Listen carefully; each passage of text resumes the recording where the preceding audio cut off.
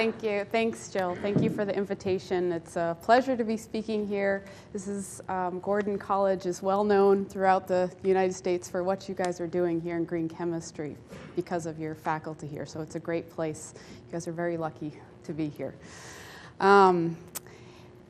So thank you very much. I'm going to give you a little bit of philosophy around green chemistry. You've probably heard quite a bit about it, probably from Dr. Levy and some of your other faculty here. But I'm going to briefly go into a little bit about green chemistry, then talk about some of my philosophies around innovation in green chemistry. It's one of those things where in some circles, these circles are shrinking a little bit, but in some circles, when you hear the words green chemistry, people sort of think, oh, it's fuzzy science. It's not real hardcore science, you know. Well, I think that it's actually harder than traditional chemistry because it does involve quite a bit of innovation. We need to be really good chemists, and we need to be able to create wonderful materials. So I'll talk a little bit about my philosophy around that.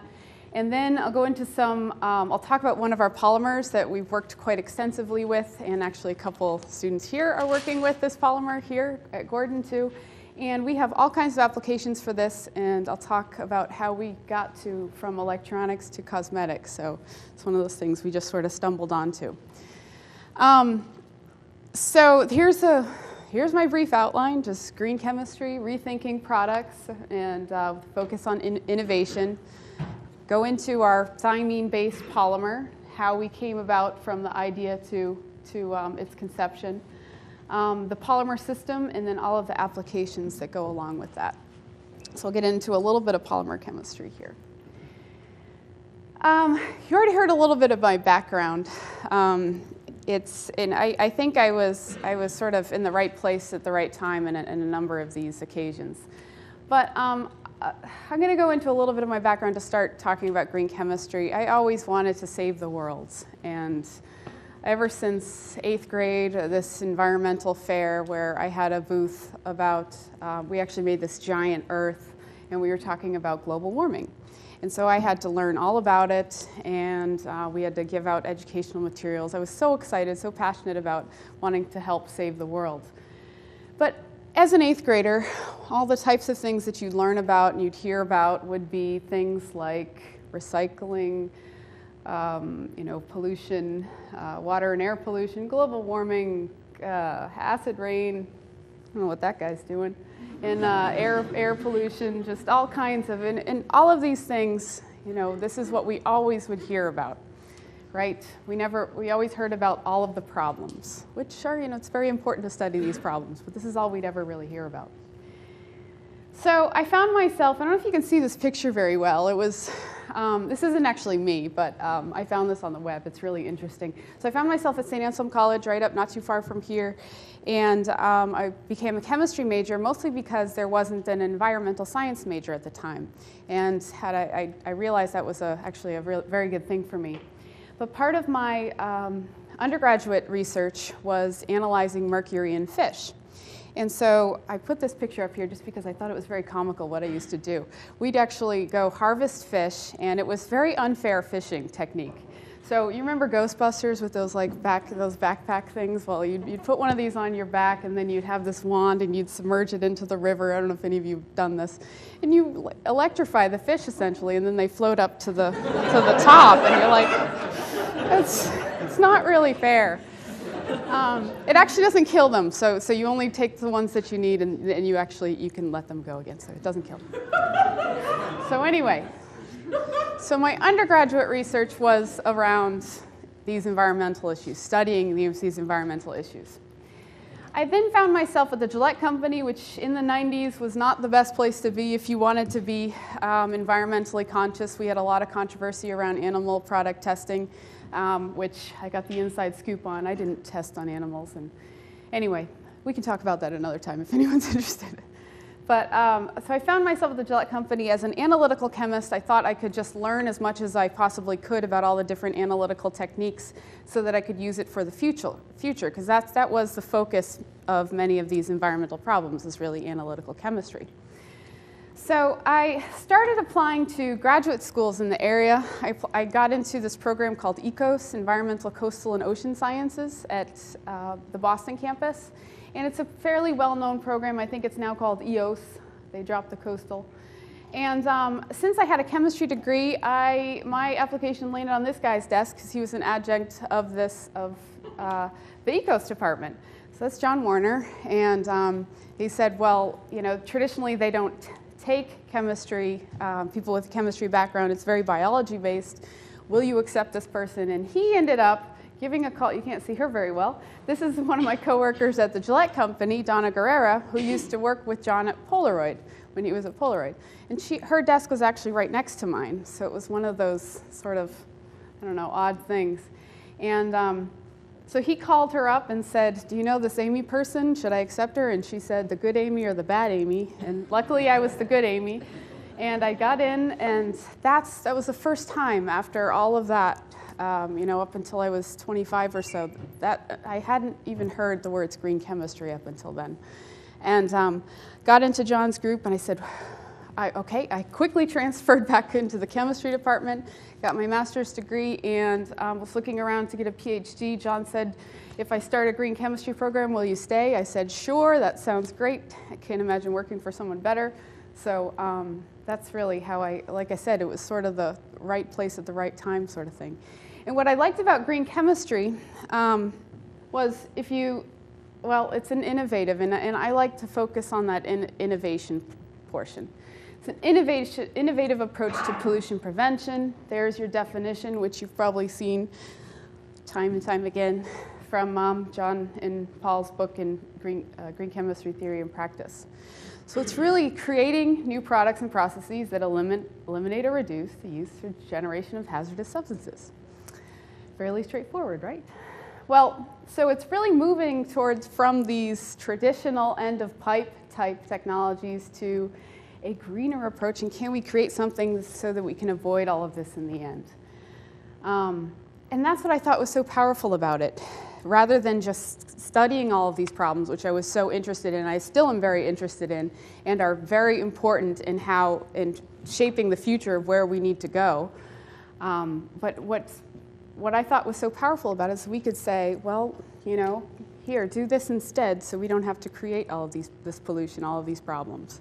So it's just an alternative approach, and I think that's very, very powerful. So if you think about it, I have a couple questions. Why do we have hazardous chemicals and pollution, and why are products not created to be safe in the first place?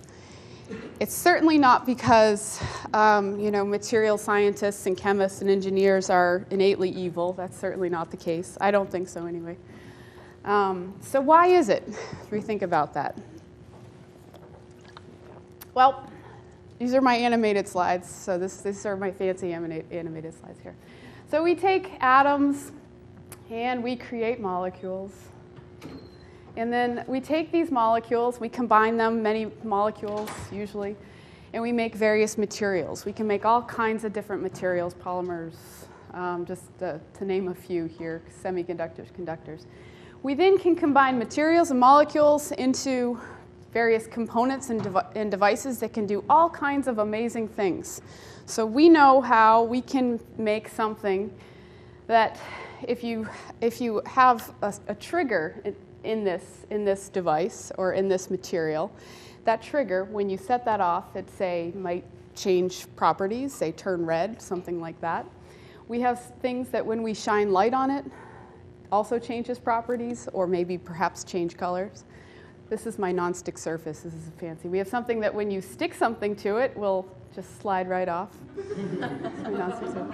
So we have all of these little components and devices. We can do amazing things. And then we combine all of these along with some other materials to make all kinds of various products. Anything from solar energy devices, electronics, cosmetics. And so in this whole product development phase, like I said, we can make amazing, amazing things. So I worked at Roman Haas Electronic Materials over in Marlborough, Mass., and I was working on optical waveguide materials, which essentially go into your Palm Pilots. They go into all kinds of electronic materials inside of your laptop computers. You use silicon polymers as the coating on top so you don't get a reflective type coating. There's all kinds of applications for these materials. And we'd sit in a room, we'd have group meetings, and there would be all kinds of design criteria that we would be listing for our next product or for our polymer that we were making. It would have to have a certain solubility, because it would have to be soluble in water or a solvent, depending on what application we were looking at. It would have to have a specific melting point or a glass transition temperature so that it wouldn't melt off of our substrate. So it has to have, it would have to have certain mechanical properties. So it would have to have a certain amount of strength and flexibility to it. All of these things we would discuss in quite a bit of detail. It has to have a certain refractive index, because as an optical waveguide material, it bends light, and it actually will allow light to pass straight through. It's just like a fiber optic material for your telephones, where light will pass right through it. So it has to have a certain refractive index. It has to have a specific surface tension so that it doesn't beat up on the surface and you get a nice coating. So we talk about all of these things in great detail, and then I would bring up, well, what about the toxicity? What about the environmental impact? And at one point, I think it was probably our first group meeting, I had a guy yell at me, and it was actually a very funny moment where he said, "Oh my God, we actually have toxic chemicals in our products?" And he actually yelled at me. So I said, "What? I don't even know what you mean by that. Like, what?" He was like arguing with me that he didn't want to try safer alternatives. So anyway, it was very amazing. But he softened after some time. And Roman Haas is actually a very good company. They have a vice president of green chemistry. They do quite a bit of research around green chemistry, and they're really trying to push it. So once he learned that, and people were starting to look for alternatives, a lot of people would then come to ask me, and he actually did come ask me for some advice later on. Anyway, so what my point is here is these two things are never in our design criteria for making products. All we're told is to make a nonstick surface. All we're told is that we want an optical waveguide with all of these properties. We're not told to make something non-toxic or maybe have negligible environmental impact. So building that into the design criteria, I think, it's more just like another property of a material. John Warner talks about this all the time. Really, it's just another property of a material. This is because for a company and for industries, it is expensive to use and generate hazardous materials. There's all kinds of costs associated with them. It costs more to store, to transport, to treat, to dispose of. The regulatory costs are higher. Worker liability, worker health and safety, corporate reputation, community relations, and new employee recruitment. All of these things each one are a cost of doing business, and it's just a no-brainer that using safer alternatives it just makes good business sense, and it's the right thing to do, really. This is just a slide that I love, and it's probably the best argument from an industry perspective. You may have seen this before if you've seen any talks in green chemistry. But what this is, it's the number of laws imposed by the federal government over the past about 130 years or so. And you can see that this graph is somewhat, it's going up a little bit, but it's steadily going up here until about 1962. And at that time was really the birth of the environmental movement.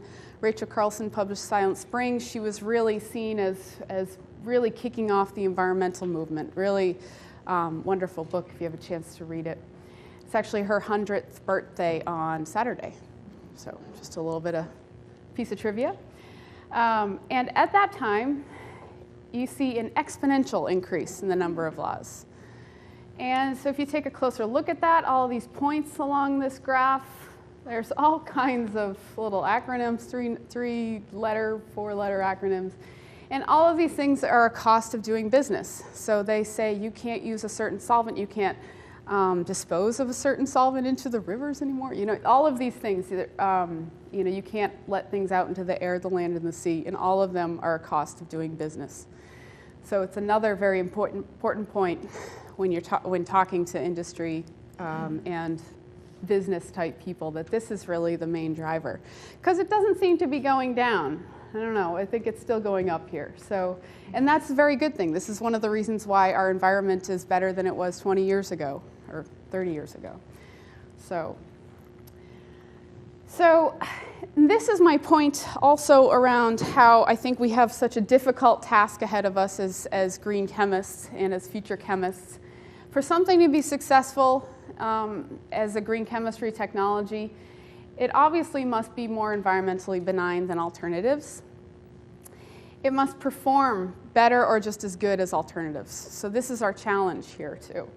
So not only can it be environmentally benign, but it has to perform. No one's going to buy something if that doesn't work.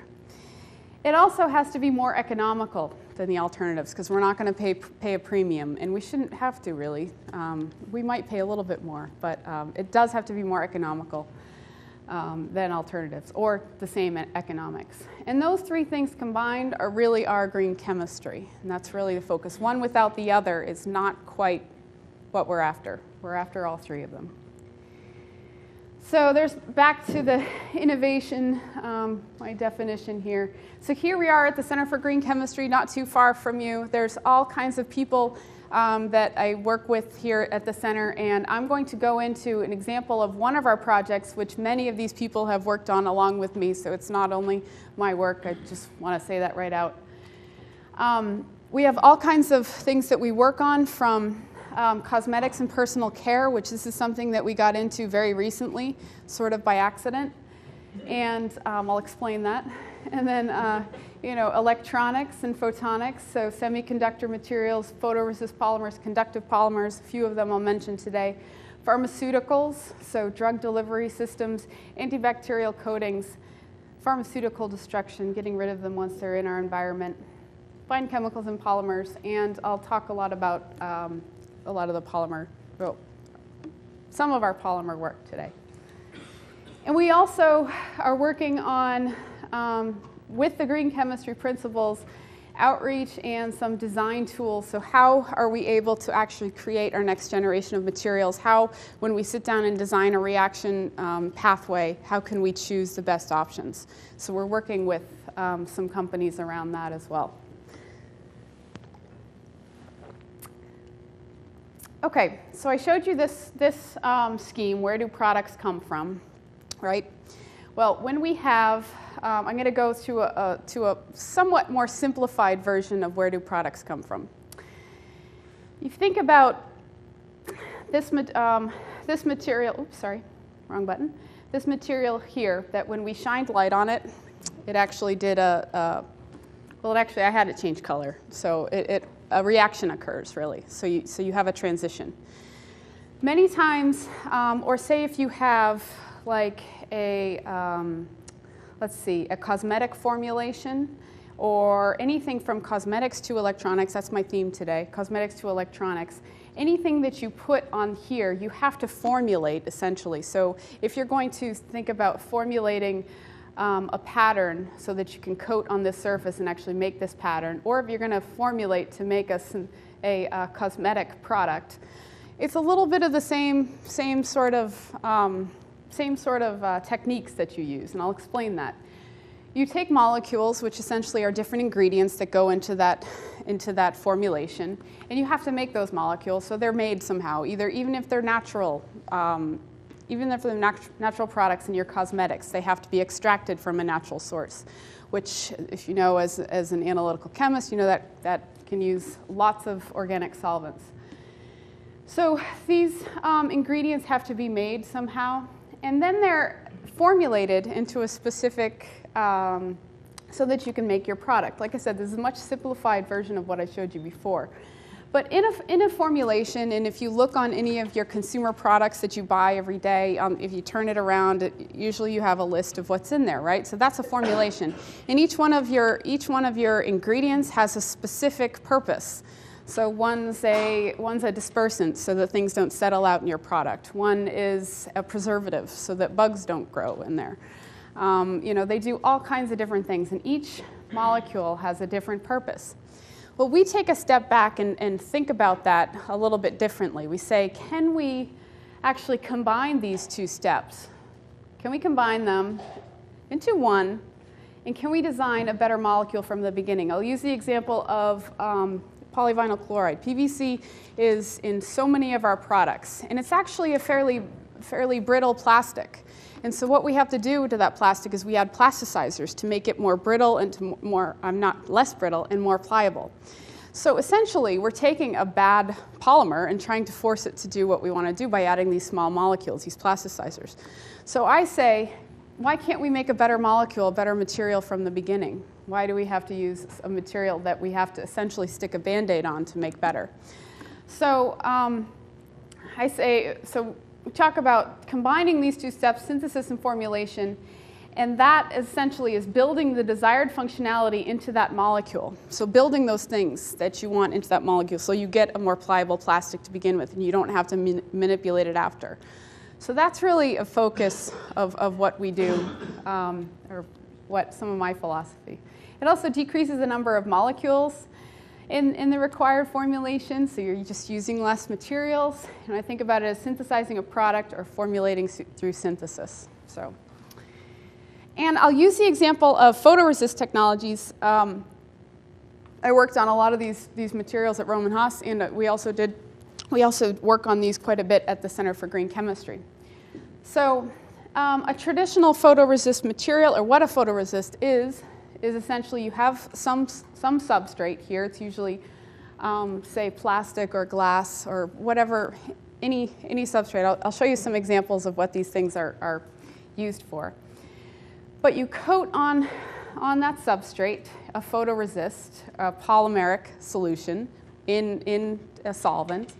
You then will place a mask, a blocking mask, over the top. You then expose it to light. In the areas where the light hits, a reaction occurs. This is a negative type photoresist. So the areas where the reaction occurs render it insoluble in that solvent that you casted it on.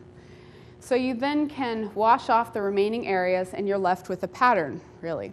So that's essentially a photoresist. Like I said, this is a negative photoresist. There's two types. You can have the opposite type, which when light hits it, it will render it soluble rather than insoluble. So these are used in all kinds of electronic circuitry. If you open up your computer, which you might not want to do, depending on how much you like your computer, how much you're able to take apart. All of these circuit boards, they're used on all of these technologies. They're used extensively in making your integrated circuits, which are in your iPods, your phones, and anything that you have electronic. They're used very much extensively. Traditional photoresists, there's my substrate, there's my coating. If we take a closer look at what the chemistry is behind it, generally traditional photoresists are very active, very toxic small molecules, monomers. And when you shine light on them, generally there's small molecules in there which initiate a reaction, and you get a polymerization on your surface. So there's my polymerization right there. Oops, sorry. And so you get this cross-linked matrix here where that light has hit. And what oftentimes happens is that not all of it's cross-linked, or you get some of these nasty toxic materials that can leach out after the fact. So this is not a perfect situation. They also traditionally use quite a bit of organic solvents in making these materials. So there's a lot of hazards involved with the traditional photoresist process.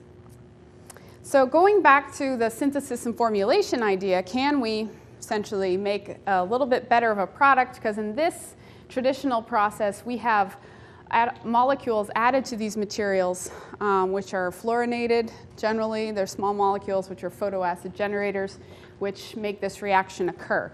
So we say, can we build something into the polymer to make that cross-linking reaction happen?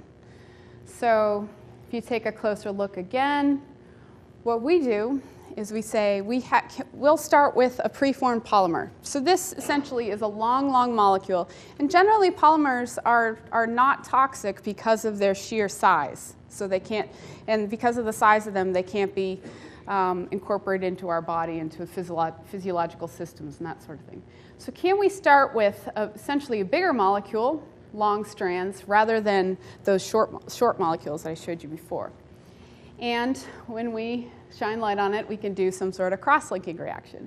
If you take a closer look at that, then this is what I'm going to talk to you about today. This is a thymine-based molecule, which will undergo that cross-linking reaction when you shine light on it. So I'll talk to you. So I got that's my rethinking products, how we think about products. We'll get into more about that polymer, which I just showed you a glimpse of. Oh, there's my nasty slide. Sorry.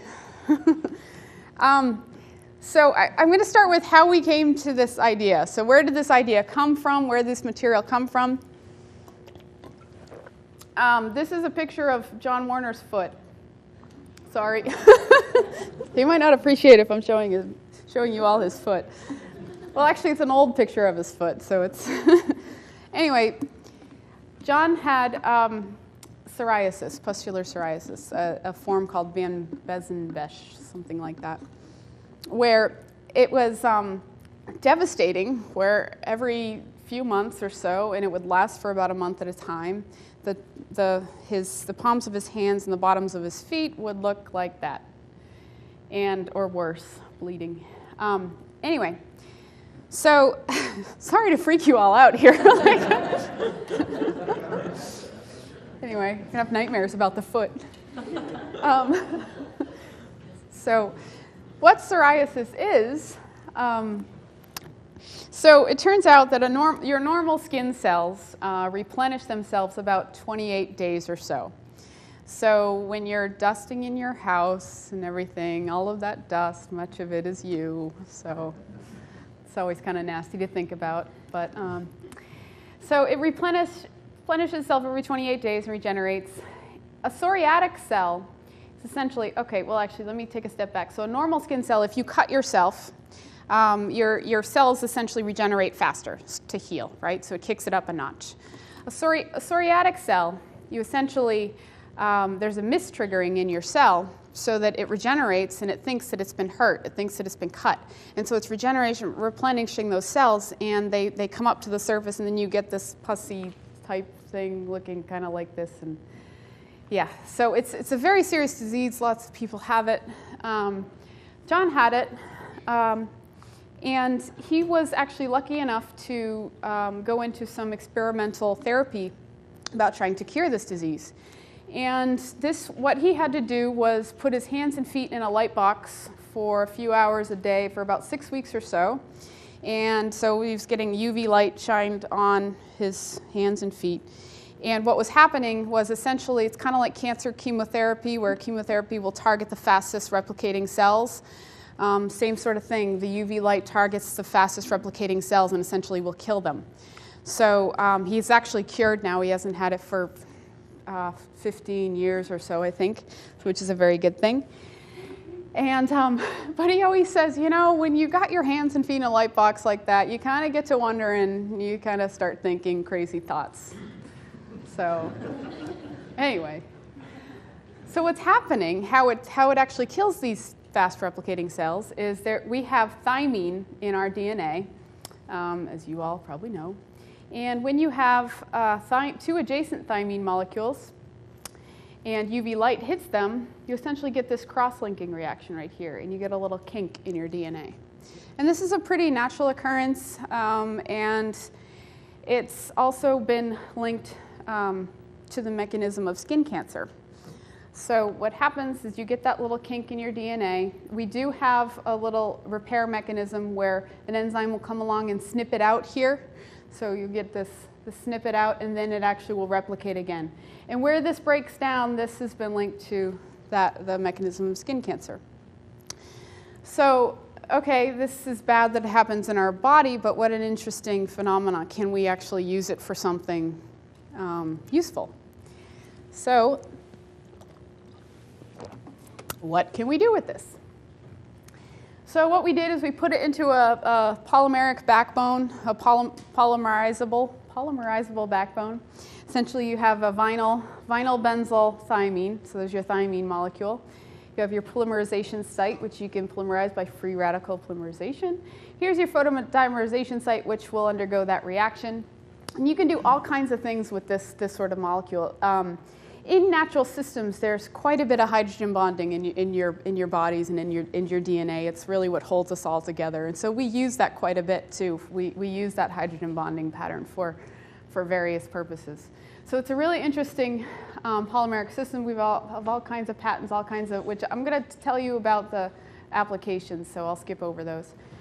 But essentially, we can polymerize it with various styrene type groups, and we can make it water soluble depending on the comonomer or organic soluble. Generally, we focus on our water soluble systems because we think that's quite an advantage that we have.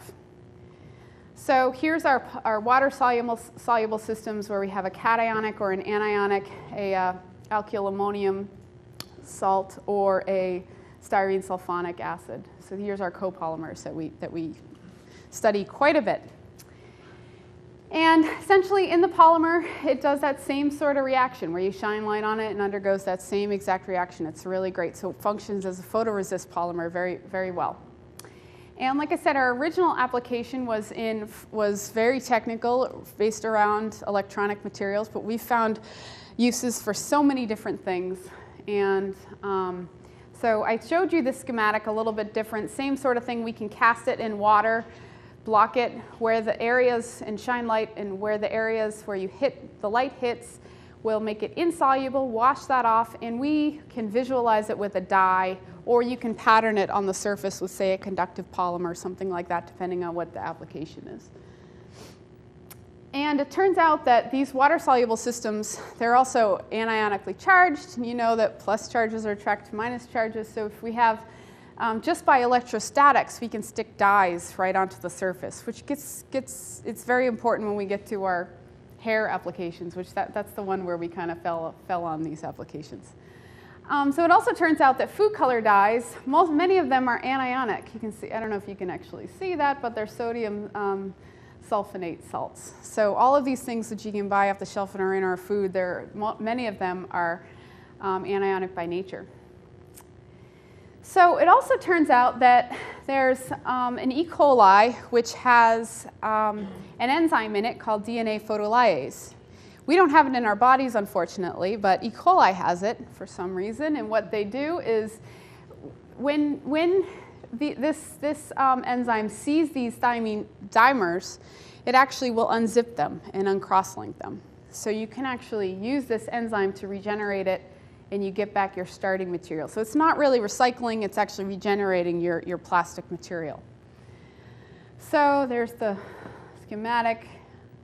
This is essentially an SEM, which you can't see very well, but it's not a delamination, it is a reversal. So what one of the graduate students did at the center, he did some great work around this. We would order some of this enzyme, and we had this problem because it had to be stored at -80. So we'd order it, and then it would arrive dead, essentially. So we never were able to test it.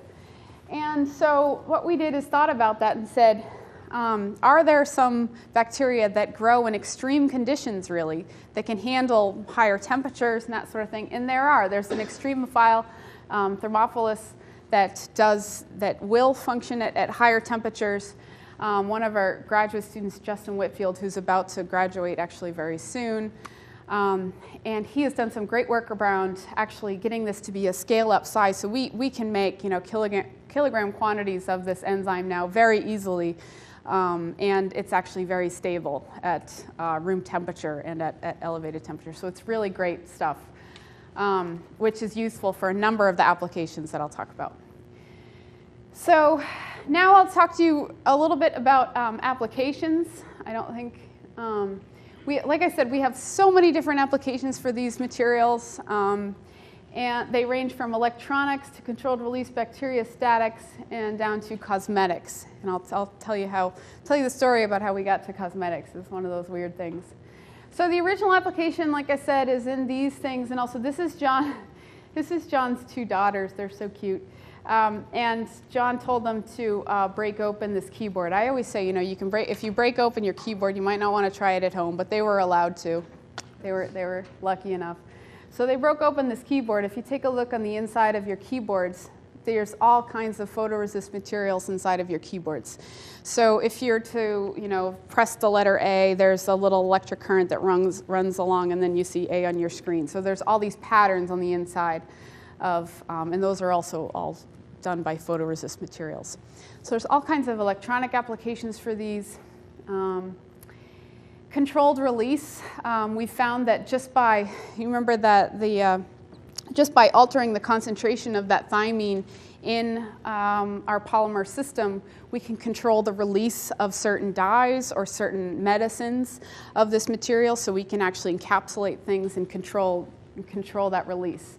So like I said, it's a function of the amount of cross-linking, so how dense is that cross-linking material and how much light is exposed to how many of those thymine dimers it has, so you can control that, which has a number of different applications in pharmaceuticals and, well, mainly in pharmaceuticals. It also functions as a bacteriostatic coating. So if you coat this on any surface, this is kind of antibacterial agents and antibiotics getting into our environment is a huge problem today. If you go to the store and try to buy a hand soap that doesn't say antibacterial on it, you probably can't find one. It's probably very hard to find it. So essentially what we're doing is we're putting antibiotics into our waste streams, into our water all the time.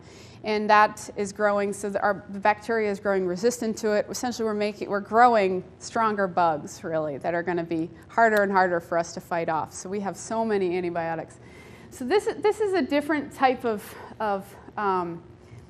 approach to, this is a bacteriostatic coating, which essentially doesn't allow bacteria to grow. So it's not an antibiotic, it's a bacteriostatic. So if you were to coat this on a surface, we're looking into applications for these in all kinds of medical devices and in hospitals, because bacteria just will not grow on the surface of these. And these are the cationically charged ones, because they're alkyl ammonium salts. Conductive polymers. We can pattern a surface and then pattern a conductive polymer right onto the top of it using an enzyme called horseradish peroxidase and aniline. So you can make polyaniline coating essentially right on the surface of it. So it's really interesting applications here. We can make a conductive polymer, right, and pattern it using our thymine. So essentially the sulfonate groups function as a template, and that's where your polymer is formed, right on those sulfonate groups to pattern the surface. There's some pretty pictures. It's green. Those are green, yeah. Somebody wanted to see green. Anyway, we can also make micelle materials, also with that same photoreaction, so we can encapsulate drugs and also another drug delivery type system. So there's a lot of interesting chemistry around this one. Like I already mentioned to you, the enzymatic reversal. Okay, from electronics to cosmetics. So we were having lunch one day. It was me and John and a couple undergraduate students. And it was a weird lunch. So we were having discussions about plate tectonics. And then it moved to, somehow it got to dippity-doo hair gel. I'm not lying. It was really weird. And then somehow, so we got on to talking about the polymer, and John said, I wonder if you were to stick it in your hair, wrap a coating rod, wrap your hair around the coating rod and then shine light on it. I wonder if the curl would stay. And so we were like, yeah, I wonder. And so the two students, they actually went back to the lab and did this. We never would have told them to do this. And so we never would have said this. We would not advocate for that. But so they went back to the lab, and it actually worked. They took pictures, they had this whole PowerPoint presentation, and we just thought we were just like, wow, this is amazing. And so we had this PowerPoint presentation, and we went to visit this company that we were talking to about some of our other work around titanium dioxide semiconductors for solar energy devices. And at lunch, we showed them this presentation, just sort of laughing about it. And little did we know that they actually had a whole hair care division within their company. And so they called other people in, and they were like, can you see that? And they said, have you patented this? And we were like, no. They're like, well, if you do, then you do, we'll license it. And so we've had so much. It's funny, like all of these high-tech things that we have, photoresists and conductive polymers, and this is the one that's going to be successful, is hair care, you know? So anyway, but if you think about it, there's all kinds of hazards in salons. And if any of you, actually men and women, if you go to a salon, you know the scents that can come out of there. I mean, there's some pretty nasty chemistry going on, and it's chemistry. So, you know, and a lot of it is very hazardous. There's a lot of studies done around the exposures to workers in salons, and it's, you know, you don't really think of that as much of being a dangerous job, but really it is. They get exposed to quite a bit of stuff. So here's part of the PowerPoint presentation that they did with the shining of the light and everything. I still can't believe they did it.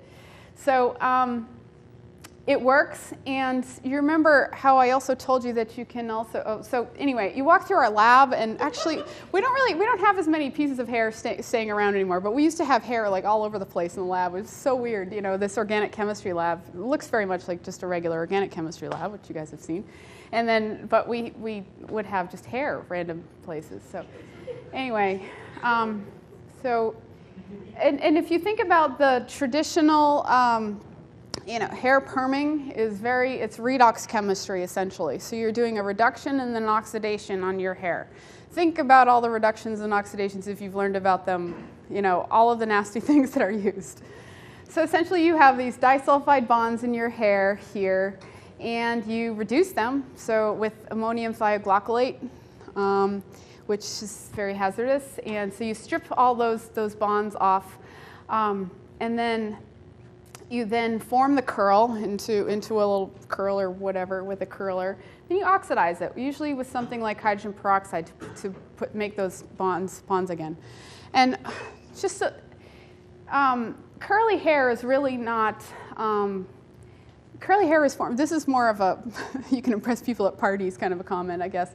But if your hair is curly, it really has to do with the shape of the pores on your head rather than disulfide bonds or anything like that. So if you have more of an elliptical type pore, you'll have curly hair. Mine's naturally curly. People always ask me if I use this, and I said, no, mine's naturally curly. But I might try to straighten it someday. We'll see. So anyway, and then if you're of straight hair, then it's more of a circle. Like I said, you can impress people at parties or scare them away. I don't know. So that's traditional hair perming and hair straightening type techniques is used with this very traditional stuff. And essentially can really damage the hair and also do damage quite a bit to the workers. So ours is really just a thin film. It's a one molecule layer thick on the surface of the hair. You don't feel it at all. We're doing a lot of work with companies around developing these products too. And it turns out that we can use all kinds of food color type dyes, FD&C regulated dyes, and stick them to the hair. Maybe you might not want blue hair, but you know, combine a couple of these colors and you can get some interesting colors. So, so these stick very nicely to that too. And that's another area that is a huge health concern in salons too, is hair dyes, surprisingly enough. There's also quite a bit of hazards in that. So that's how we got into, so then we moved to nail salons. We said, all right, why not try it on our nails? This is like the miracle product, right?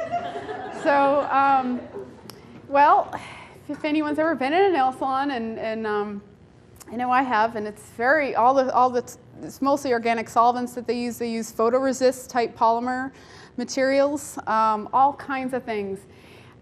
Fortunately, some of the companies are taking initiatives and actually getting some of these, like the formaldehyde resins, out of their products. But this is a typical formulation in a nail polish.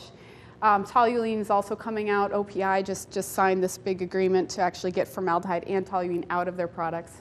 So you might feel better about using OPI for anyone who might care about that. And even the things that you're used to take off the nail polish, it's all organic solvents. You know, things that we're hopefully learning in organic chemistry to wear gloves and to treat very carefully. We're actually just, you know, doing whatever we want in a salon with it. There's no regulations whatsoever. And there's phthalates, the plasticizers, which also have quite a bit of health concerns. So we we did some studies on some fake nails, which is essentially, we weren't very successful with some of these fake nails, essentially because they're like plastic. So we found, it's really freaky stuff. It's called vitro nails, and they also make vitro skin, which I haven't seen, but it's synthetic nails and skin that will actually function just like and have similar properties as your skin and your nails, so that you can test out products and not have to test them on yourself or on people. So we bought these, and this is the stripe that we put over and then shined light on it, and they patterned very well. You can see the areas where the light hit and where they didn't, and they worked great. So we did a little bit of optimization, and we actually had a company come out and visit us on Tuesday, and they're going to help us develop this. And they have all these testing protocols and procedures, and yeah, we got into cosmetics, so it's really interesting stuff. But this is a completely water soluble. Our vision is that it's a water soluble thing, completely safe to put on. Then you use your enzyme wash to take it off, so it's all water based. No more organic solvents, no more of those fumes that you smell all the time.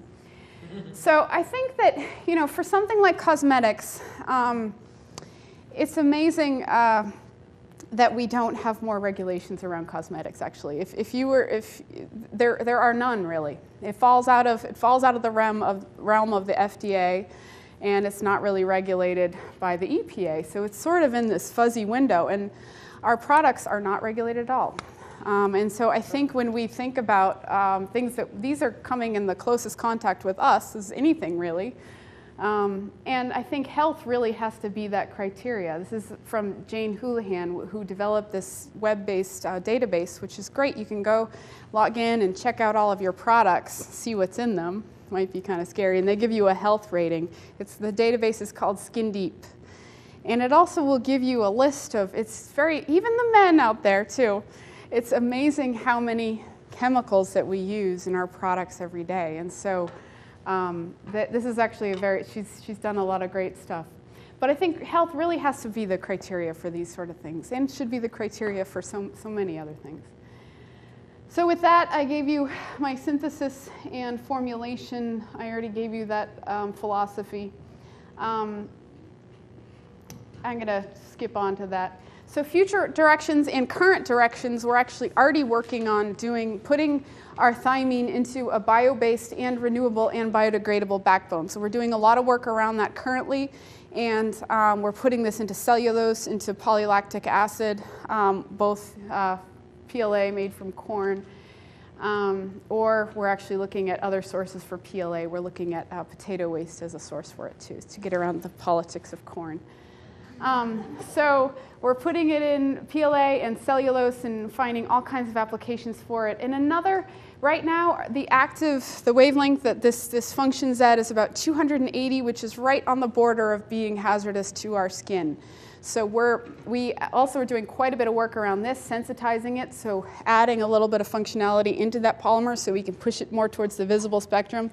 Essentially, our vision also for the hair products is to kind of have, well, we haven't totally thought this out, but this is a crazy idea, you know those carnival lights where you crack them and then they glow? Essentially have that wavelength sensitized, so you crack them and then you put it in your hair. You can do it at home, and depending on how long you leave it there, you can fine-tune your curl. I know it sounds crazy, but so we're sensitizing it to longer wavelengths, so it's a lot safer for us. And that's about it. I gave you sort of an overview of it. This polymer overlaps in all of these areas, really, but that was really just one area of what we do. We do quite a bit of other work, too. And with that, you know, my emphasis on the design criteria. So there's my optical waveguide. So when you're thinking about, you know, developing a new product, when you go out there in the real world, or if you're already out there in the real world, when you're thinking about developing a new product, when you're working on a new process, you know, hopefully, which I'm sure you guys are already learning this, which you're very fortunate to have many of the professors here focusing on this. So there was a lot of people involved with that. It's not only my work, so there's quite a bit of people here. There's my contact information, our website. Feel free to contact me. Thank you so much for having me. So.